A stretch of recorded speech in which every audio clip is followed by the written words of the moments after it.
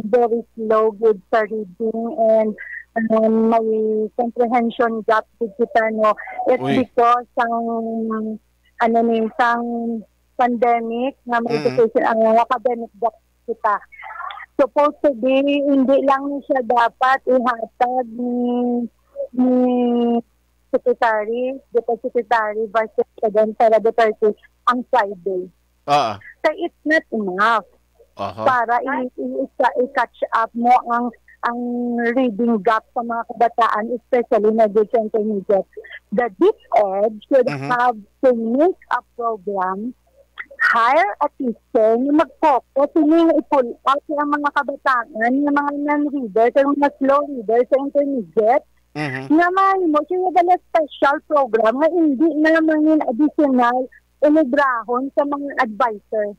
Correct. Kaya yung mga advisor, may other subject pa siya na ginatudlo aside from reading.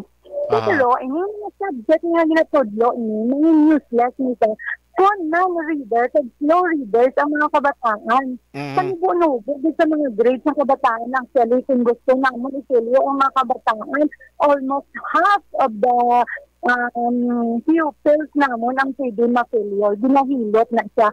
So kami, may mga intervention ng kami na actually may reading 30 minutes. Pero nakita namin, hindi ginaya enough. Kaya man nga, manda mismo ang other ng mga children ng mga kabalo na mag-reading. Kaya pinaka-effective tayo hindi lang siya kada Friday na i-catch up ng programa sa DepEd, kundi i-pull out yung kabataan nga the whole year, ang ila lang gigayaya nga obrahon is to read. Nga ang focus, ang quality sang effort bala ni teacher, may concentration. But at the same time, ang output sa kabataan, effective man. Kaya 30 minutes, 10 minutes, hindi mo na ma-sustain sa everyday. Kaya may other pa, ma-meeting si teacher. May immediate report na obrahon. Maligyan na ang schedule sa pagpabasa sa mga kabataan. Yes. So, amo na sa tani, no? Sang DepEd na may catch up sa reading. But, I guess, hindi siya enough para masabat natin ang solusyon sa problema natin sa reading sa mga kabataan, especially na grade sa intermediate. Ang grade 1, grade 2, grade 3, matutukan na yan nila reading. Nag-aumpisa nila ng bata. And then, ang high school pa.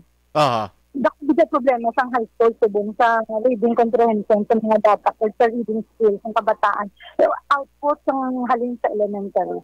Gani. Kumalis ang 90 at 20 ginto nag-umpisa mo ti amo gina sila nga mga tinuig tuod. Madinabla 2 years. Oo. Sa naglibad nga umpisa sa pag face to face. Grabe gid nga struggle naman yung mga teachers paano i-address ang reading issue or problem sa mga kabataan. Pero hindi dali-dali mo na matatap ang nga mga i-address ang mga issue sa kabataan is because sa damo sa ulublahon si teachers report, ang assessment report, sa damo silang inipanghatan ng mga assessment sa kada quarter, kada wala man sang consolidation, kada wala man sang balik sa amon kung anong mabulig nila. Gani man. Ang trabaho sang teachers, perting ginalukdo nga daw hindi nakapaway bisan weekend, dugagan pagid sini ate, kuan gini, tumbagid ang tumbalay kagid sini kun nali pigaw lang imo lawas ini ma'am. Okay, another program naman, another requirement, another report, another papers na nga imo nga obrahon. Gani.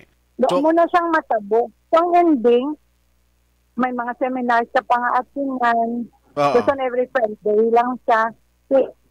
I-module lang ibang kabataan. Ang concentration, ang ako lang is the concentration of the program. Balang ining every Friday is enough. It's not enough. Pero kung mag-hire sila sa isa ka teacher, sa kada eskulahan, i-fill out yung mga non-reader, programahan sa the whole year, or bisan 6 months lang. Kaya ni kung ano lang din yung ilang, kung nag-vlog po naman yung mga bata. Gani, man. Doon mo na sa tani, bala nga magasto man tani ang gobyerno para sa kabataan ka. Kaya ang ginawakan nila permi is para sa bata. unahon ang bata. Dapat Aha. si teacher, wala nila gina-providean sang enough nga mga kinahanglanon, facilities, materials. Mhm. Yes, ma'am. So ini wala to niya kag well taken ang imo sini nga mga ginalantaw kag hopefully ina matalupang dan sang tiglikom naton sa Department of Education nga matagan gid sa nagkaigo ina nga focus. Ma'am, kabalog ko medyo sa Yes, ako sir. ka, Ma'am Grace, salamat kay sa time ginatag karon nga morning. Thank you man sir sa time man kagayon man nga maka hatag kita sang aton nga mga sentiments and ideas regarding sa aton nga Department of Education. Sige, good morning gid sa imo. Salamat gid, ma'am. Salamat sir Art. God bless. Action Hotline. Dugangan tala niya no kay